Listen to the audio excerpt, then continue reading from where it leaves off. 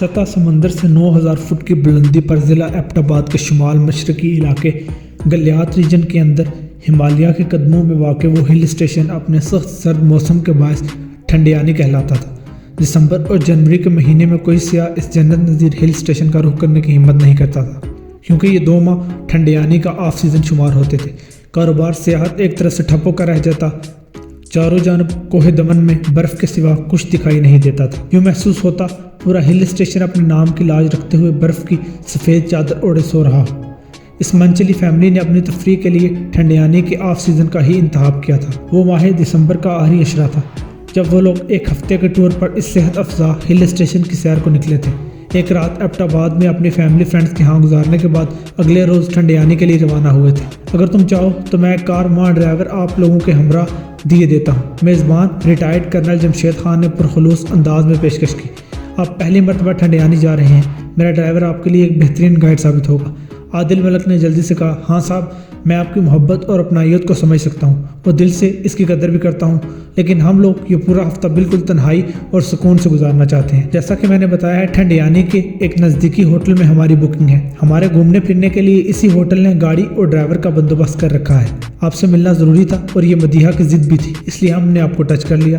عادل ملک کی بیوی مدیحہ دراصل کرنل جمشید خان کی اہلیہ رخشندہ کی دوست تھی۔ عادل اور جمشید کی جان پہچان کا ذریعہ ان کی نسبت بہتر تھی۔ یہ حقیقت تھی کہ وہ لوگ مدیحہ کی فرمائش پر ہی ایک رات کے لیے ایبٹ آباد میں رک گئے تھے۔ ویسے بھی ٹھنڈیانی جانے کے لیے انہیں ایبٹ آباد سے ہو کر گزرنا پڑتا، اس لیے بھی عادل ملک اپنی بیوی کی بات ماننے کے لیے فوری راضی ہو گیا۔ یہ تو آپ کی مہربانی ہے جو ہمارے غریب خانے کو رونق بخشی، جمشید خان نے کہا۔ چلیں، آپ کو جیسے سہولت ہو اس کے مطابق انجوائے کریں۔ میں اپنے ڈرائیور کے ذریعے آپ کو اس ہوٹل تک پہنچا دیتا ہوں جہاں آپ کو اسٹے کرنا ہے۔ امید ہے اتنی سی خدمت کا موقع آپ مجھے ضرور دیں گے۔ وہ تینوں جمشید خان کی اس پرخلوص آفر کو ٹھکرا نہ سکے اور اس کی گاڑی میں بیٹھ کر ہوٹل روانہ ہو گئے۔ عادل ملک اور مدیحہ شاہ کے ساتھ ان کی اکلوتی 15 سالہ بیٹی جیا بھی تھی، جسے وہ پیار سے بیبی کہا کرتے تھے۔ پچھلے دنوں جیا کی طبیعت بہت زیادہ خراب رہی تھی، اسے علاج کے لیے کئی روز تک ہسپتال میں ایڈمٹ رہنا پڑا تھا۔ اب وہ کافی بہتر تھی۔ یہ ایک ہفتے کا ٹھنڈیانی ٹرپ دراصل اسی جشن صحت یابی تھا جو مدیحہ کے پرزور اصرار پر ترتیب دیا گیا تھا، کیونکہ جیا کے اندر مدیحہ کی جان تھی۔ مدیحہ شاہ اگرچہ پڑھنے میں بہت اچھی تھی، تاہم FSP کے امتحان میں وہ اتنی پرسنٹیج حاصل نہیں کر سکی تھی جو کسی میڈیکل یونیورسٹی میں MBBS ڈاکٹر بننے کے لیے ضروری ہوتی ہے۔ لہٰذا اس نے اپنے والد سکندر شاہ کے مشورے پر ڈی فارم میں داخلہ لے لیا۔ ڈی فارمیسی کرنے والا ڈاکٹر ہی کہلاتا تھا، اگرچہ وہ براہ راست مریضوں کا علاج نہیں کرتا، بلکہ وہ کسی مریض کے علاج کے لیے استعمال کی جانے والی ادویات تیار کرتا ہے، یعنی وہ ایک فارماسسٹ کی حیثیت سے کسی دوا ساز کمپنی میں کام کرتا ہے۔ اگر مالی حالات اچھے ہوں تو اپنی فارماسیوٹیکل کمپنی بھی کھول سکتا ہے۔ سکندر شاہ نے اپنی اکلوتی بیٹی کو ڈی فارم کرنے کا مشورہ ایک خاص وجہ سے دیا تھا، اور وہ وجہ اس کا ذاتی بزنس تھی۔ جب مدیحہ اپنی پرسنٹیج کو لے کر اداس تھی تو سکندر نے شفقت بھرے انداز میں اسے سمجھایا، بیٹا، ہمارا مقصد انسانوں کی خدمت کرنا ہے اور اس نیک کام کے لیے ہمارا ڈاکٹر ہونا ضروری نہیں۔ تم ڈی فارمیسی میں ایڈمیشن لے لو اور بزنس میں میری مدد کرو۔ میں جو فارماسیوٹیکل کمپنی چلا رہا ہوں اس میں مجھے ایک قابل اعتماد معاون کی ضرورت ہے، اور تم سے زیادہ قابل اعتماد میرے نزدیک کوئی اور ہو نہیں سکتا۔ باپ کا مشورہ ٹھیک سے بیٹی کی سمجھ میں بیٹھ گیا۔ ٹھیک ہے پاپا، آپ جیسا کہہ رہے ہیں میں ویسا ہی کروں گی۔ یوں باپ بیٹی کی محبت اپنے مخصوص رفتار سے رواں دوا رہی، اور 5 سال میں مدیحہ نے ڈی فارمیسی کی پڑھائی مکمل کر کے یونیورسٹی سے ڈگری حاصل کر لی۔ وہ اپنی اسٹڈی کے دوران میں کچھ دیر کے لیے فیکٹری چلی جایا کرتی تاکہ فارمیسی کے کام کو سمجھ سکے۔ یہی وجہ تھی کہ اس نے امتیازی نمبروں سے ڈی فارم کیا تھا۔ یونیورسٹی سے فارغ ہونے کے بعد وہ فل ٹائم اپنے باپ کا ہاتھ بٹانے لگی۔ بیٹیاں جوان ہو جائیں تو ماؤں کو ان کی شادی کی فکر ہو جاتی ہے۔ مسز سکندر یعنی زاہدہ بیگم اب تک اسی لیے خاموش بیٹھی تھی کہ مدیحہ کی یونیورسٹی کی پڑھائی چل رہی تھی۔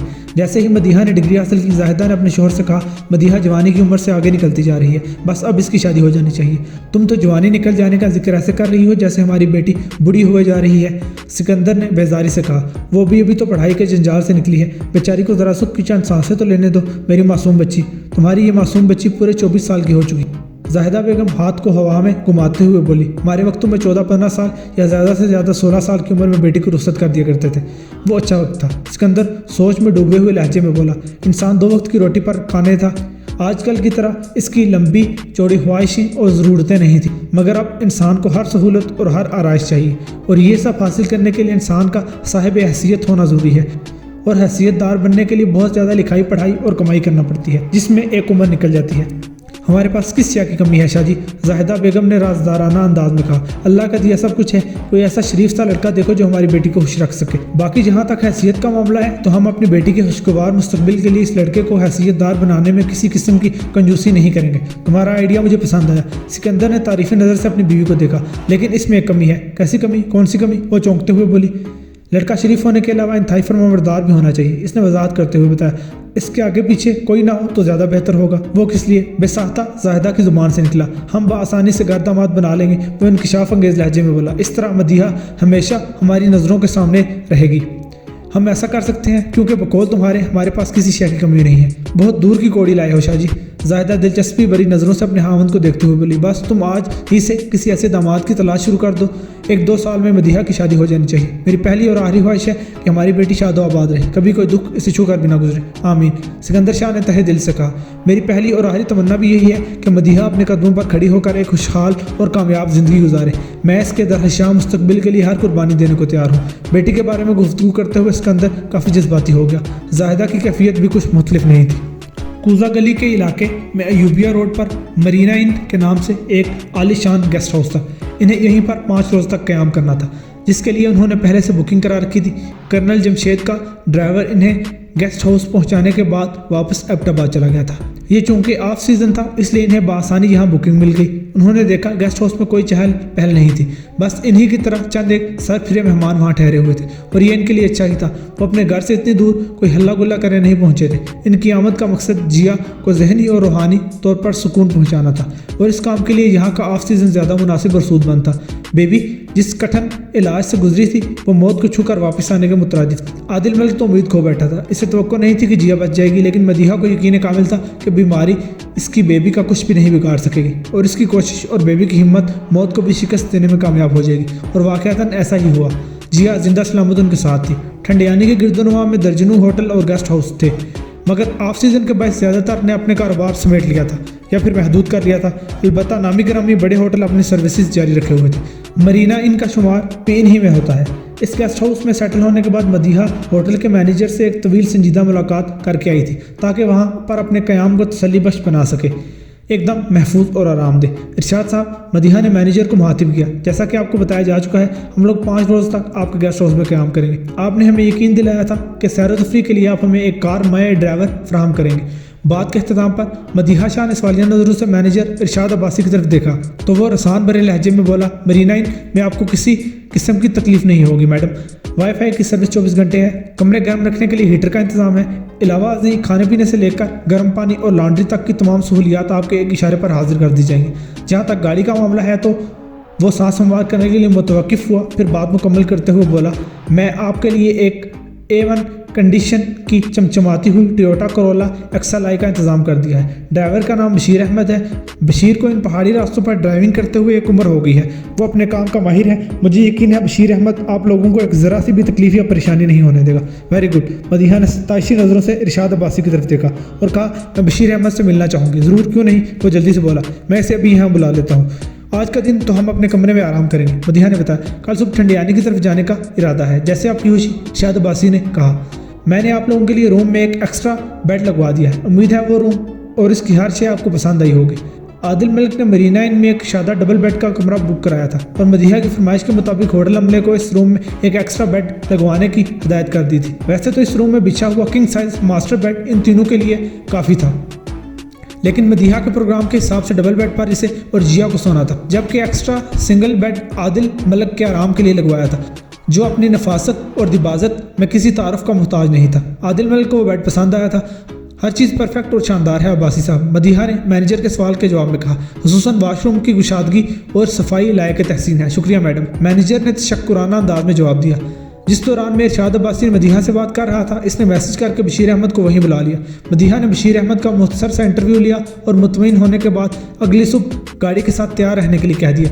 फिर वो जिया और आदिल के हमरा अपने कमरे में आ गई। मैनेजर से तमाम तर गुफ्तगू मदीहा शाह ने की थी और ये सब पहले से तय था। वो जिया के हवाले से बहुत ज़्यादा हसास और मोहतात थी। आदिल मलिक एक माँ के जज्बात और एहसासात को तो बखूबी समझ सकता था, इसलिए इसने मदीहा के प्रोग्राम में किसी किस्म की मुदाखलत नहीं की और उसे ये सब नॉर्मल लगा था।